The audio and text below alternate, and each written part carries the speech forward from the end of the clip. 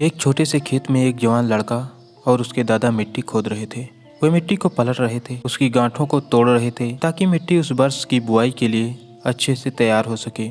उस काम में काफ़ी कड़ी मेहनत थी, लेकिन उनके सभी प्रयास एक अच्छी फसल प्राप्त करने के लिए आवश्यक थे। बूढ़ा आदमी अपने 70 साल की उम्र में अच्छी तरह से कड़ी मेहनत कर रहा था। वह थकान से काफ़ी हद तक हाँफ रहा था। हर प्रहार के जोर से उसके माथे से पसीना टपकता था, लेकिन फिर भी वह शिकायत नहीं कर रहा था। उसका पोता जो महज तंदुरुस्त और ताकतवर, वह मिट्टी को पलटने और गांठों को तोड़ने में लगी मेहनत और ताकत के लिए कोसता।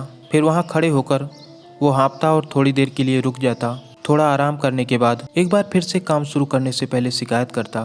थोड़ी देर बाद युवा पोता देखता है कि उसके दादाजी ने जितना काम कर जमीन को तैयार किया, वह उसके द्वारा तैयार की गई जमीन से बहुत ज़्यादा है। वो दादाजी से पूछता है, दादाजी, जब आप इतने बूढ़े हो फिर भी आपने मुझसे इतना अधिक काम कैसे किया? दादाजी ने उसे जवाब दिया, उसकी उसे उम्मीद नहीं थी। जब हम किसी काम को मुश्किल मानते हैं और उसके बारे में ज़्यादा सोचते हैं तो वह काम सच में मुश्किल हो जाता है, और जब हम बिना सोचे उसे करते हैं और करते ही रहते हैं तो वह काम आसान हो जाता है।